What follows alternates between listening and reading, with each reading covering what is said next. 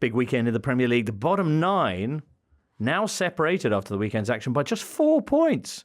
Leeds were the only side down there to win. They had that 4-2 victory at Wolves. Saints drew with Spurs, coming from 3-1 down to tie that game. Conte took it well, though. Everton also drew. That was 2-2 at Chelsea. Todd Bowley took that well.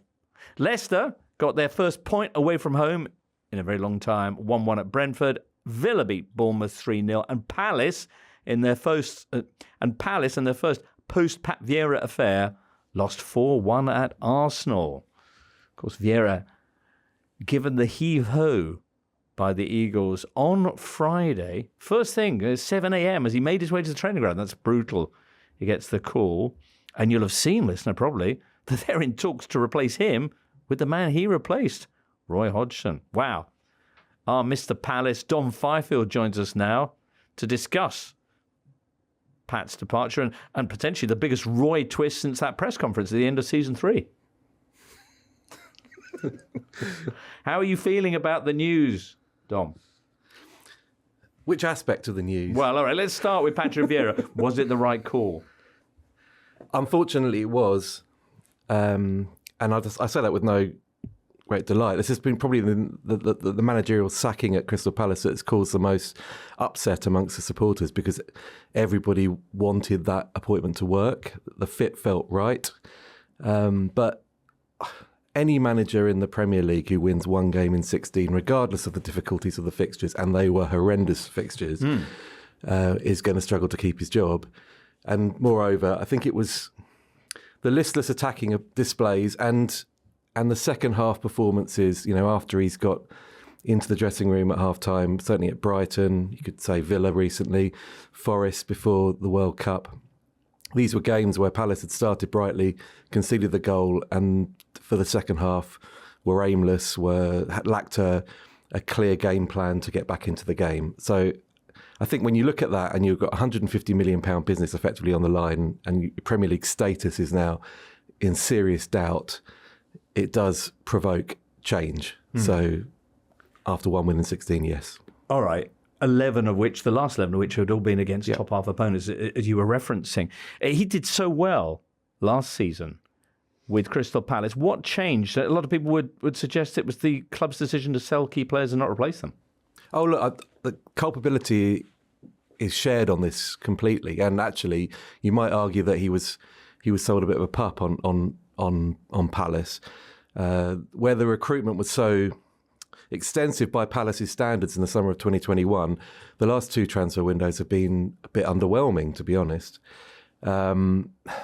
He certainly couldn't play the type of football that he wanted to play, which was the sort of Conor Gallagher press from last season. And yeah, we will look back fondly on that season, but we should also remember that there was a run of, I think, 2 wins in 12 in the middle of that season, the first year in charge. And the run-in was excellent. And there were periods where Palace played some lovely football, and they had a cup run that masked some of the deficiencies in the league. That hasn't been the case this time around. They lost players, as you say, and didn't replace them. I mean, there wasn't a massive outcry when Christian Benteke leaves for DC United, but they should have been because he wasn't replaced. If somebody goes out who is a factor in your team, whether it be off the bench or in the side on occasion, you need to replace him in the Premier League. And Palace just couldn't do that. And to be honest, I thought the business in January was fairly underwhelming as well. So he was dealt a poor hand with which to work. And that's been the reason. But unfortunately, as a head coach with a coaching staff that you've appointed and you've stuck by, you have to improve what's the players at your disposal. Right. I don't think there are many Palace players in that squad, possibly Michael Olise, who could look at this season and say they've actually improved as players. I think the rest of them have gone backwards. So is Roy Hodgson very, very likely to take over? And is he going to be able to play that hand any better than Pat did? I think he is very likely to take over. I think he is the option that the club will pursue. I'm aware that hasn't gone down well with the fan base. And why is that? Well, because I see it as a retrograde step, and it is. It looks regressive, going back to the man that whose football people were railing against a few years back, and now putting him back in charge with 10 games to go. But the reality is, when they appointed Patrick Vieira, it was all about evolution. and they thought they were building from a position of relative strength. That they're not now. It's not about evolution for the next 10 games. It will be in the summer when they make a permanent appointment or somebody on the long-term vision. Did and you do air quotes when you said permanent? Definitely. Yeah, I'm doing that all the time. Yeah, it's a nervous tick these days. Yeah. But it's not about evolution now. It's about keeping Palace in the division. It's their status after 10 years in this top flight is on the line. And if you are Steve Parish or Josh Harris or David Blitzer, possibly not John Textor, but if you're those guys and you're worried about your investment and you're worried about where Palace, the long-term project that is Crystal Palace Football Club in the Premier League, there is some logic in appointing the only man in your history who has kept the team in the division for 4 years. Barry Plummer says, if you were chairman of Palace, Dom, who would you appoint as our next manager for the long term and why? Well, I would have a good look who's available in the summer. Right. I wouldn't look now for the long term because you're not going to find someone now. Okay, yeah. For the long term. But you come the summer, Tom Fifield, DS at Selhurst Park, who you picking up the phone to? Who you flipping through your Rolodex to find? I don't know. If they're a Premier League team, then I would look. I know they've looked at Roger Schmidt in the past. I think he might be someone that might be interesting for Palace. I'd be ambitious. Yeah. In the summer. Right. I don't think you have to be ambitious now. You just have to be pragmatic now, and you get somebody in that's going to keep you up. And of all the candidates out there, and you just look through the list of available candidates on the assumption that Pochettino and Tuchel may not fancy it. You basically are looking at sort of Benitez stroke. I mean, I know Nick wrote a lovely piece about Benitez, but I suspect Rafa Benitez would want longer than 10 games in charge. Or Roy Hodgson. All right. I know you've got to go and do important things, Dom, but Daniel's got a question for you. Well, I just think it's funny that Dom mentions those out-of-work English managers, and it's Roy Hodgson, Tony Pulis, Sam Allardyce and Alan Pardew, all of which I think have managed Crystal Palace before in the Premier League.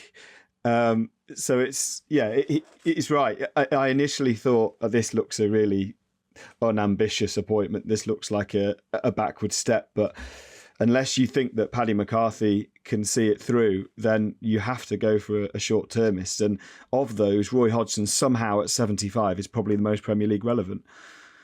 He's also the most Palace relevant because he knows the place.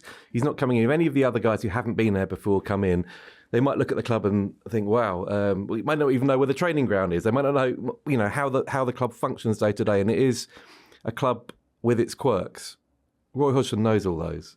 I mean, I know a lot of this will boil down to the level of toxicity that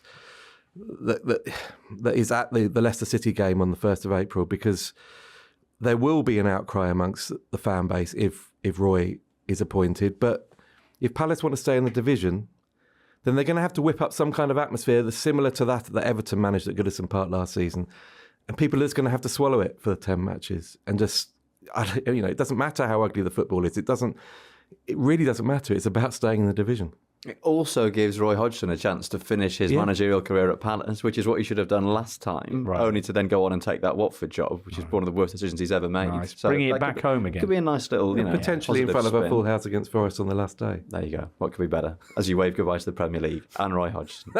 The Totally Football Show podcast is available 3 times a week, bringing you all the football news you could reasonably be expected to care about. We've got views, we've got stats, we've got analysis, we've got some of the best football writers around, and the whole thing is absolutely free. So have a listen on Spotify or Apple Podcasts or all the usual places by clicking on the link below.